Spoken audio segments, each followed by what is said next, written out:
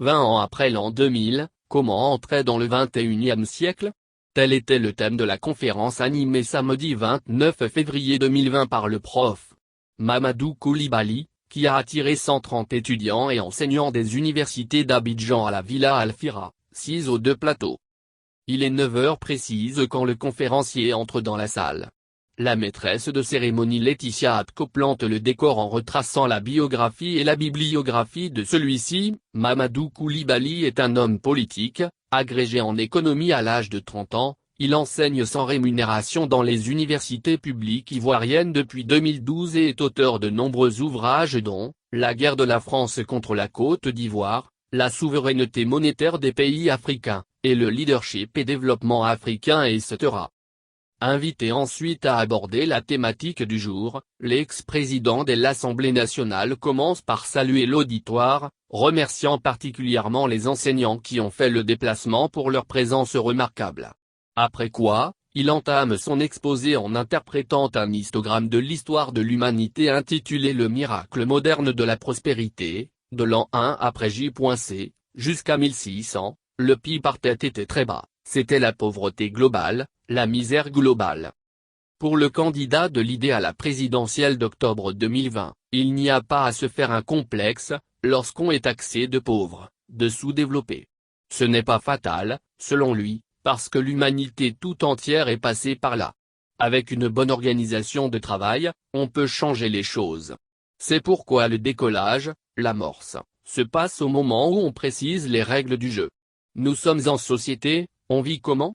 Est-ce qu'on vit comme des animaux, dans le cafouillage, dans le désordre, l'indiscipline complète, ou est-ce qu'alors on met en place des normes? Qui a droit à quoi? Et ça c'est l'état de droit, préciser la réglementation et respecter la réglementation. L'état de droit, c'est reconnaître les droits des populations. Vous avez un champ, vous avez des droits sur cette terre. Vous avez une voiture, vous avez un droit. Par conséquent, le secret de la prospérité aujourd'hui, ce n'est plus l'esclavage, ce n'est plus coloniser les nations, forcer les populations, c'est simplement apprécier et respecter l'entreprise, l'entrepreneur, le businessman. Si on résume en cet élément, selon Diez Mamcool 2020, ce qui va faire le succès de notre pays ce n'est pas l'investissement que nous allons voir en premier lieu, ce sont les valeurs, la prudence, la tempérance, la justice, le courage, la conviction d'aimer ce qu'on fait, la foi en sa société, en l'avenir et l'espérance. Ce sont des valeurs, ce n'est pas le volume des investissements. Ce sont ces valeurs qui ont fait que certains pays du monde sont sortis brusquement de la pauvreté. En effet, les idées influencent les performances économiques. Dans l'histoire des pays où les idées, les projets, les visions et les programmes politiques comptent, on voit qui a fait quoi au pouvoir. La différence des régimes est visible.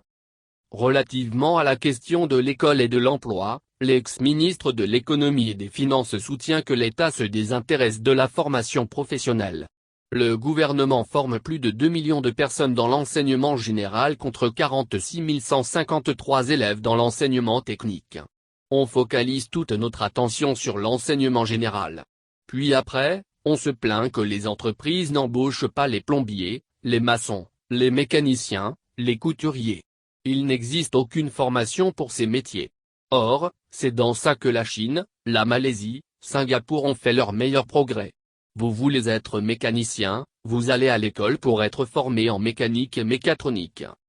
Le résultat d'un tel constat est catastrophique. Dans les emplois hautement qualifiés, nous sommes au plus bas de l'échelle mondiale.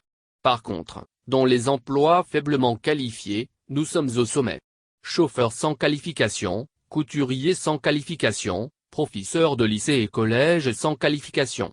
On se retrouve là et nous sommes, impossible de décoller dans ces conditions. Que faire? Selon Mamadou Koulibaly, il faut s'organiser. Ce n'est pas notre nombre qui est le problème. Le souci est notre incapacité à s'occuper du peu que nous sommes. C'est pourquoi, premièrement, je propose qu'on légalise tous les mariages en Côte d'Ivoire. Que vous soyez passé devant le pasteur, l'imam ou le maire, tous les mariages se valent. Ça fait rentrer tout le monde dans les liens du mariage et entraîne les parents à être responsables devant leurs enfants. Éducation responsable à la maison et instruction de qualité à l'école, c'est ainsi que nous allons élever nos enfants vers des lendemains meilleurs. Le deuxième élément, C'est la question foncière, source de conflits partout.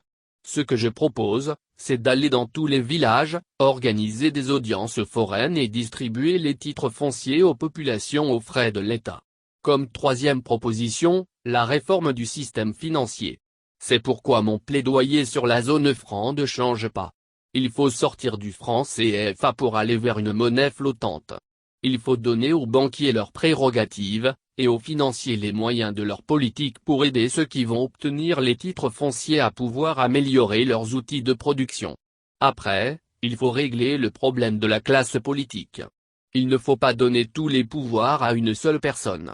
Pour rompre avec ce système actuel, je propose de basculer dans le régime parlementaire avec mode de scrutin majoritaire à un tour.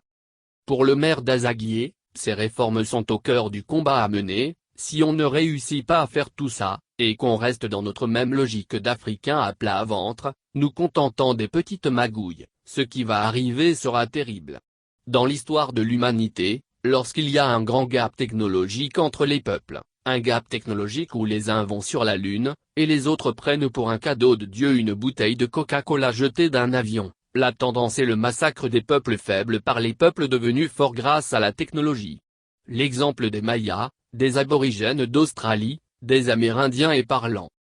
Vous avez donc le choix entre rester chez vous et dormir, ou vous engager et foncer. En tout cas, moi je reste à votre disposition pour entreprendre ces réformes comme président de la République de Côte d'Ivoire, dès cette année si vous me votez. C'est sur ces mots que le professeur d'économie termine son exposé, sous une pluie d'applaudissements, avant de répondre aux questions du public et de passer le micro au délégué national l'idée pour les arts, la culture et la communication, Dr. Paul Hervé Agoubli, initiateur de la rencontre, pour son mot de fin. Loin des vacarmes inutiles, le prof. Mamadou Coulibaly consolide sa position de candidat majeur à l'élection présidentielle de 2020.